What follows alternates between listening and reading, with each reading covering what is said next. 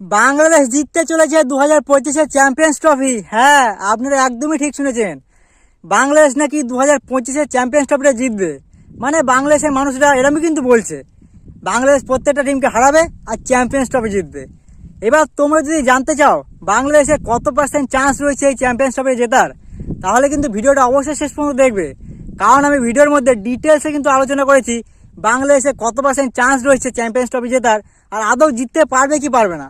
তো অবশ্যই কিন্তু ভিডিওটা শেষ পর্যন্ত দেখবে। প্রথমেই তোমাদের বলে দিই, বাংলাদেশ কিন্তু এই চ্যাম্পিয়ন্স ট্রফিতে যে গ্রুপে রয়েছে সে গ্রুপে কিন্তু 3টে শক্তিশালী দল আছে। প্রথমে আছে পাকিস্তান। এবার যদি পাকিস্তানের সাথে বাংলাদেশের যদি কম্পেয়ার করি, মানে বর্তমানে যে খেলা রয়েছে তার উপরে, তাহলে কিন্তু পাকিস্তান আর বাংলাদেশ দুটো টিমের বোলিং কিন্তু প্রচুর শক্তিশালী, কিন্তু ব্যাটিং একেবারে লল, একদম পুরো লোল, মানে ব্যাটিং পুরো খারাপ। এবার যদি দুটো টিমের বোলিং কম্পেয়ার করি, তাহলে কিন্তু পাকিস্তানের বোলিং কিন্তু বাংলাদেশের বোলিংয়ের থেকে কিন্তু অনেক শক্তিশালী। কারণ পাকিস্তানের কাছে আছে শাহিন আফ্রিদি, এই যে নাসিম শাহ, হারিস রাউফ, আবার মোহাম্মদ আমিরও কিন্তু যোগদান করেছে। কিন্তু সেখানে বাংলাদেশে বলার জুনিয়র সাকিব, তাসকিন, শরীফুল ইসলাম এরা কিন্তু পাকিস্তানের সামনে কিন্তু অনেকটাই কিন্তু কমজোর হয়ে যাবে। কিন্তু বাংলাদেশের কাছে একটা বড় অ্যাডভান্টেজ আছে, সেটা হচ্ছে পাকিস্তানের ফিল্ডিং কিন্তু প্রচুর খারাপ, কিন্তু বাংলাদেশের ফিল্ডিং পাকিস্তানের ফিল্ডিংয়ের থেকে কিন্তু অনেকটাই ভালো। তো এটা কিন্তু একটা বড় অ্যাডভান্টেজ বাংলাদেশের কাছে।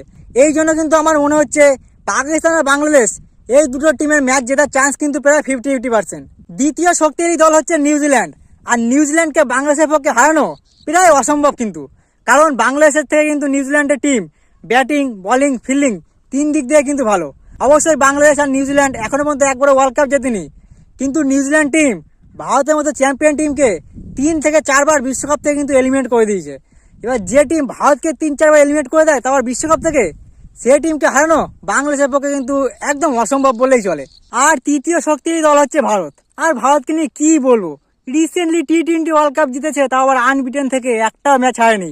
আর বাংলাদেশ লাস্ট ভারতকে কয় ম্যাচ হারিয়েছিল সেটাও ঠিক মনে হচ্ছে না। তাই বাংলাদেশিরা ভারতের বিপক্ষে ম্যাচ জেতার আশা তোমরা ছেড়েই দাও। আসলে কি বলতো, এই বাংলাদেশ না খায় কম হাগে বেশি, মানে খেলার দিয়ে বেশি চিল্লায়। আর বাংলাদেশের যা টিমের অবস্থা বর্তমানে, এরা চ্যাম্পিয়ন্স ট্রফি কেন কোনো ট্রফি জিততে পারবে না। তো তোমাদের কি মনে হচ্ছে, বাংলাদেশ কি চ্যাম্পিয়ন্স ট্রফি জিততে পারবে? অবশ্যই কমেন্ট করে বলবে।